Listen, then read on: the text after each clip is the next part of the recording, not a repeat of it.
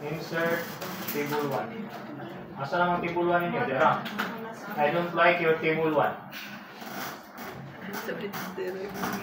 Table ginoon siya. Pero manong layo mo kayo? What is in here?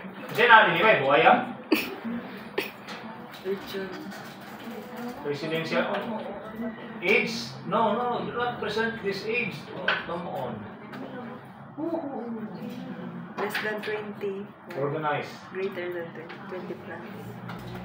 Equal na sa ating With Range. intervals. Para sa itong ilan? 1, pila ka 1, anak. Greater than range. 21 to 1, 22, anak. Para nga, yung kamay. Spell out. Okay. Pero dapat may bawa ni nato o inanion ninyo dapat na legendary. Di ba? Spell out Tugitok or sa niyo, what? Wala lang corporation eh. Sa'yo. Or place Share lang, share it. a legend. Ha? Ano sa man? Wala Wala siya. sir. Or place a legend below. Interpret. Ano ko man ninyo interpret ako? Kamay nung grado nung karon. Ang asa, ano sir? Asa. Okay, alpha 619, gamay lagi ni siya alpha lagi.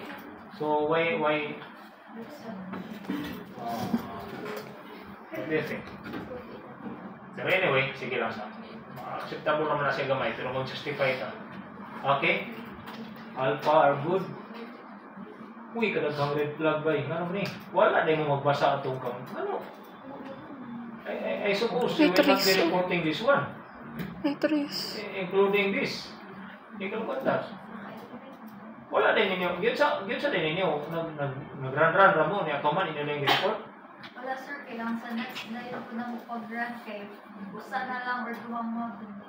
Ha? Ang items, duwa or usa na lang. Oh, yun yung katugin ko. Diba? Okay, napay questionably. Kini red flags ani. Greater than 1. So, naay naka-affect ani. So, posible na cross-loading ni. Nani cross-loading. Nyawa ninyo gi-report diha. Kasi nani cross-loading ha, man ninyo gi-report, ako na i-check. No? I-check ko na ba ni? Katong mga nakapasar sa AFA, ako na i-check. No? So, kasi nani cross-loading ba? 1 point, come on, napagin ni Lord dito. The same column. Dua ka buo. Ang tama na. Oh, Eliminate na natural kayo. tendency. You have to eliminate some other factors that might be affecting cross-loading. Pwede man na may 9 line indicators na naka-affect sa cross-loading. Di ba?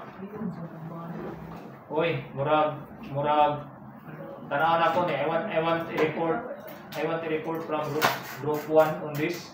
O kaya bagin nato ang ako man, kaya ko man. Dako. Dagat ko man ng PVC. Di ba?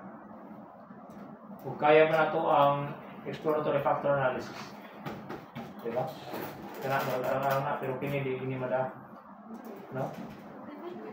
Trace. So loading of 0.3 yung report. Sa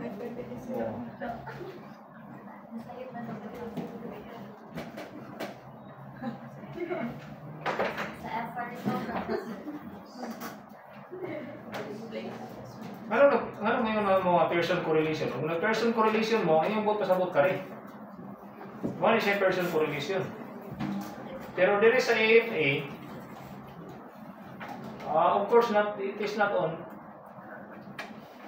exploring the relationship between the latent variables for SEM. Okay, so AFA ni siya. Actually, pwede na ni siya exploratory factor analysis na lang instead. So, good that you make interpretations, no? At least nakakita kong mag-interpret, no? So, this is AFA results na lang ba eh. Pero kini siya, ang Pearson correlation actually is on zero order ni. Dito ni sa zero order correlation. Mga tayo nag-Pearson correlation yun, no? Kung sa'yo purpose, anong kinalakan zero order correlation? Gusto na ito tanong, Kung na may significant relationship between variables. Kung taas kayo ang significance sa relationship, the natural tendency is that ma-cause na siya multicollinearity. Ang ako lang yun ani is, I want you to look for articles, modern articles, or even ChatGPT can interpret the table. Di ba? Tama mo model article, at the same time, kahimo na mo. Ha? Kapiyahan itong result sa species. Paste dito na ikuan. ChatGPT na interpret this. Bitaw pa rin sa mong kulat. Ha? Mabungkag, pero may hana niya. Kaila siya. So I have here a zero order correlation result from SPSS. Below is the zero order correlation from SPSS. Kindly interpret. Ngan lang to nimo. Ang kanang PV is say PV ba? Perceived behavior. Perceived behavior? Purchase behavior. PV is purchase behavior. Hindi mo na rutihan si ChatGPT. Purchase behavior na siya. So, ang support. Ipa-interpret niya. Pag-interpret na. Dagko man hindi na sa messenger. Kanang tapuan. Minutan lang interpret eh. Oh my God.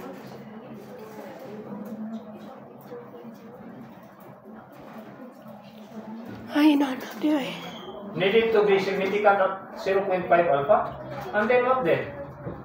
Ang Bartlett sphericity.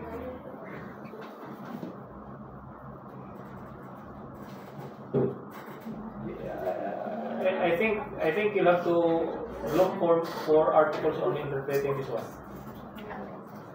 Huwag ka mo interpretan you will see how I will interpret this. Why should I interpret your results, di ba? You interpret your results anyway, di masad gini na ako i-submit o dili na ako ni matunhay tanan ninyong interpretation.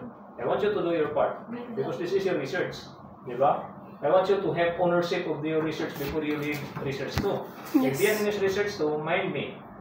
Inig-submit na mo ang paper, kami na magsibog mo niya ni inyong mga nga ditong nagwara-wara. O niya ang ginani mo ka-interpret sa inyong results, di ba? So, give it a try, okay? Because this is your research. If this can be published, I will tell you, kaya di manin na mo undangan, bisag ng graduate na mo. To tell you something about, kani sila, si Milano. Si Milano, ako lang gi-hire. So, pero ni-graduate na ni sila. Kini sa wado, may na ako ma-hire. Kinsa may nagsigig trabaho ron sa submission. Ako. Kami. Ang naarya sa